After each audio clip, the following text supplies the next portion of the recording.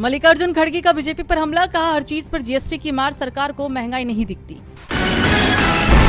Congress P Chidambaram ने नीतीश के 450 plan का किया समर्थन, कहा गैर बीजेपी दलों को एकजुट करेगी कांग्रेस। 450 सीटों पर बीजेपी के खिलाफ विपक्ष का उतारा जा सकता है एक उम्मीदवार।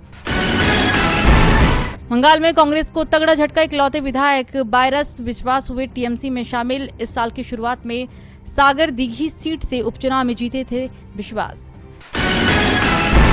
तेजी के साथ बंद हुआ शेयर बाजार, सेंसेक्स 345 अंकों की तेजी के साथ 62,846 अंक पर हुआ बंद। निफ्टी 99 अंकों की तेजी के साथ 18,599 अंक पर हुआ है बंद। कांग्रेस के पूर्व अध्यक्ष और अब पूर्व सांसद राहुल गांधी की अमेरिका यात्रा के लिए अमेरिका में बसा भारतीय समुदाय खासा उत्साहित नजर आ रहा है। इंडियन ओवरसीज कांग्रेस ने राहुल के स्वागत की जबरदस्त तैयारियां की हैं। बताया जा रहा है कि Rahul San Francisco, Washington DC और न्यूयॉर्क जैसे प्रमुख शहरों में कई तरह के कार्यक्रमों में हिस्सा लेंगे। इसमें यूनिवर्सिटीज के छात्रों से चर्चा, आईटी क्षेत्र, सिविल सोसाइटी, बिजनेस, मीडिया, राजनेताओं और समाज के अन्य अग्रणी लोगों से बात करेंगे। इंडियन ओवरसीज कांग्रेस अमेरिका के उपाध्यक्ष जॉर्ज अब्राहम ने कहा कि मुझे उम्मीद है कि राहुल गांधी की यात्रा से अमेरिका समेत पूरी दुनिया में रह रहे 30 मिलियन से अधिक प्रवासी भारतीयों के बीच स्वतंत्रता और लोकतंत्र की भावना मजबूत होगी।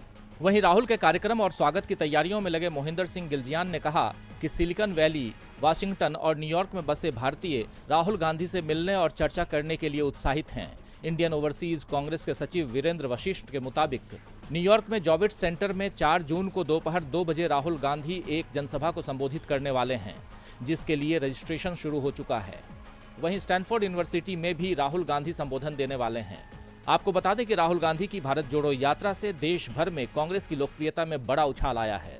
राहुल ने इस यात्रा के बाद कैम्ब्रिज का दौरा किया था, जहां उनके भाषण से बीजेपी परेशानी में पड़ गई थी। अब एक बार फिर राहुल गांधी विदेश दौरे पर हैं, जिससे बीजेपी अभी से चिंता में दिखाई दे रही है। दिल्ली में अफसरों के ट्रांसफर पोस्टिंग के मुद्दे पर केंद्र और दिल्ली सरकार आमने सामने हैं। सुप्रीम कोर्ट की संवैधानिक बेंच ने दिल्ली सरकार के हक में फैसला दिया तो केंद्र सरकार ने अध्यादेश लाकर इसे पलट दिया। अब केजरीवाल केंद्र के अध्यादेश को कोर्ट और संसद दोनों ही जगह चुनौती देने की तैयारी में हैं। इस विधेयक पर 6 महीने में संसद की मुहर लगना जरूरी है। राज्यसभा में एनडीए बहुमत से दूर है। ऐसे में विधेयक को रोकने के लिए केजरीवाल ने कांग्रेस से मदद मांगी है। केजरीवाल ने कांग्रेस अध्यक्ष मल्लिकार्जुन खड़गे और राहुल गांधी से मिलने का समय मांगा, जिसे लेकर मल्लिकार्जुन खड़गे ने दिल्ली और पंजाब यूनिट के पार्टी नेताओं को दिल्ली बुलाया और उनकी राय पूछी। लेकिन कांग्रेस नेताओं ने 2 टूक कह दिया कि पार्टी को केजरीवाल से दूर ही रहना चाहिए। न तो केजरीवाल के साथ गठबंधन संभव है और न ही अध्यादेश पर केजरीवाल की मदद करनी चाहिए।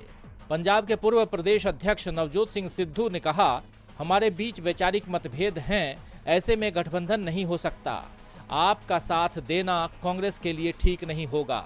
वहीं दिल्ली से अजय माकन और संदीप दीक्षित ने भी आम आदमी पार्टी पर जमकर निशाना साधते हुए कहा कि केजरीवाल ने हमेशा कांग्रेस को नुकसान पहुंचाया है। गोवा और गुजरात में भी आम आदमी पार्टी के चलते कांग्रेस को नुकसान उठाना पड़ा है। खास तौर पर गोवा में तो आम आदमी पार्टी के चलते ही कांग्रेस सत्ता से दूर रह गई।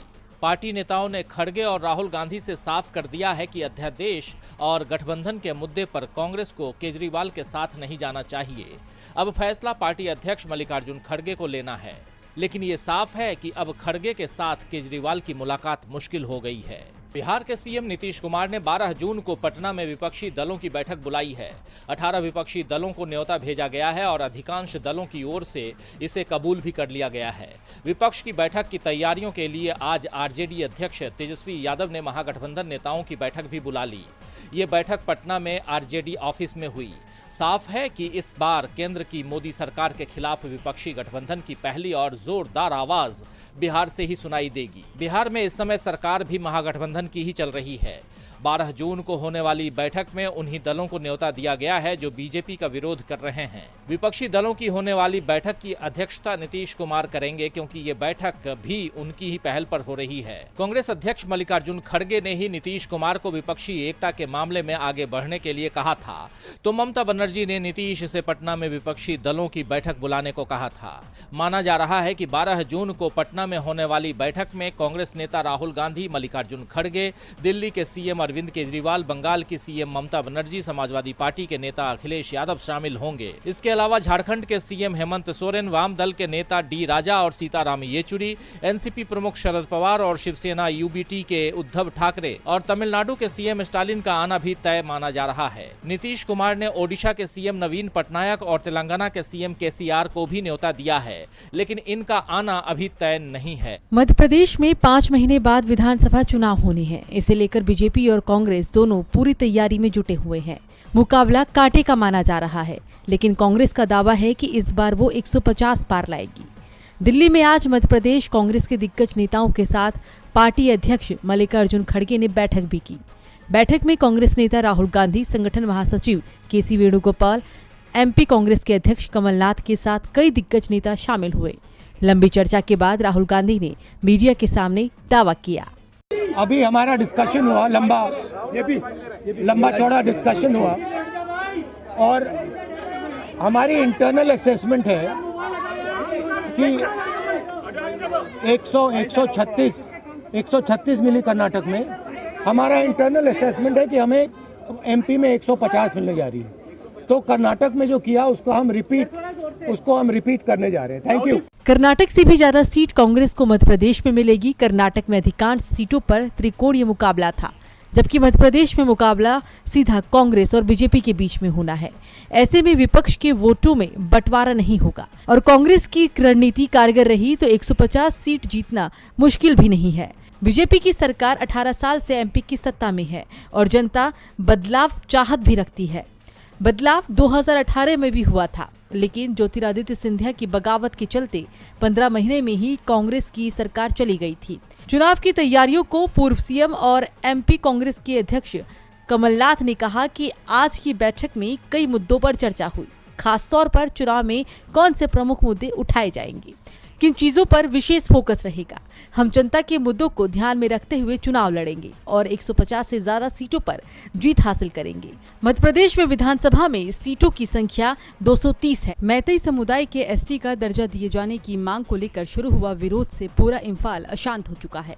3 मई को all tribal students union Manipur ने आदिवासी एकता मार्च निकाला। ये रैली चूरचांदपुर के तोरबंग इलाके में निकाली गई और इस रैली के बाद से ही नागा, कुकी जनजाति और मैतेई समुदाय के बीच टकराव शुरू हो गया।